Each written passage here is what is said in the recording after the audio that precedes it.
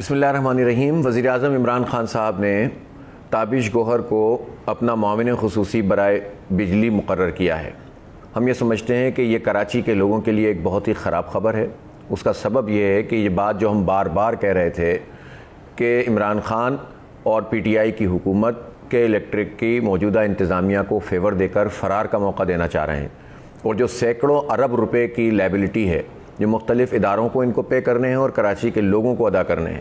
وہ سب وفاقی خزانے سے ادا کیے جانے کا منصوبہ بن رہا ہے۔ اور ان لوگوں کو چونکہ ان کے وہ ذاتی دوست ہیں، نوازنے کا ایک عمل جاری ہے۔ تابش گوہر کی تقرری اس سلسلے کی ایک کڑی ہے۔ تابش گوہر صاحب کون ہیں؟ ہم ان کی ذات کے بارے میں کوئی بات نہیں کرتے، لیکن انہوں نے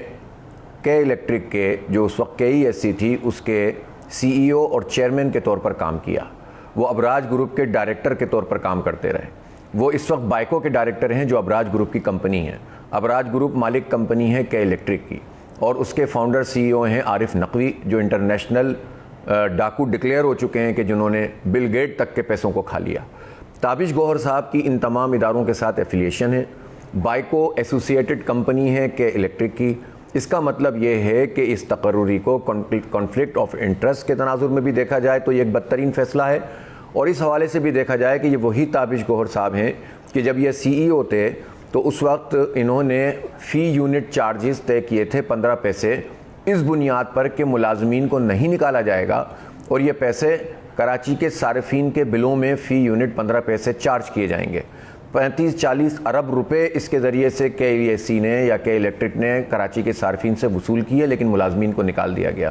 اور پھر اسی زمانے میں انہوں نے ایک کام یہ کیا، اور اس وقت ایک آفیشیل ای میل لیک ہو گئی تھی جس کا نیپرا نے نوٹس لیا، جس میں کہا گیا کہ ہمیں ہر صورت میں یہ ریکوری چاہیے۔ اور آپ کو معلوم ہے کہ اس زمانے میں جو عسکری ونگ تھے مختلف پارٹیوں کے، ان کے لوگوں کو ہائر کیا گیا اور وہ ریکوریز کرتے تھے لوگوں کے ذریعے۔ میٹر تیز کا کام دھندا بھی اسی زمانے میں شروع ہوا، اور نیپرا نے جب تحقیقات کی 18 مہینے کے بعد، اس تحقیقات کے بعد انہوں نے رپورٹ شائع کی کہ جو کے الیکٹرک کی انتظامیہ ہے،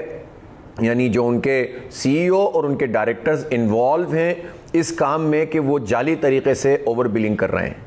یہ وہی تابش گوہر صاحب ہیں جن کے زمانے میں ہیٹ ویو کراچی میں جب آئی تو ہزاروں لوگ ہلاک ہو گئے تھے، اور اس کا ایک بڑا سبب یہ تھا کہ کراچی کے اکثر آبادی کی لائٹ چلی گئی۔ اور جب تحقیقات کی گئیں، اور یہ تحقیقات ہم نے نہیں کی، نیپرا نے کی، تو یہ بات پتہ چلی کہ انہوں نے صرف پیسے بچانے کے لیے آئل کے پلانٹ بند رکھے ہوئے تھے۔ لوگ مر رہے تھے، ان کو ٹھنڈک چاہیے تھی، وہ ہیٹ اسٹروک کا نشانہ بن رہے تھے، لاشیں اٹھ رہی تھیں، اور یہ ایک جو ہے وہ یہ کمپنی تھی جس کے سی ای او اور چیئرمین تابش گوہر صاحب تھے، اور اس طرح کراچی کے لوگوں کی ہلاکتوں میں ملوث تھے۔ اور میں آپ کو سمجھتا ہوں کہ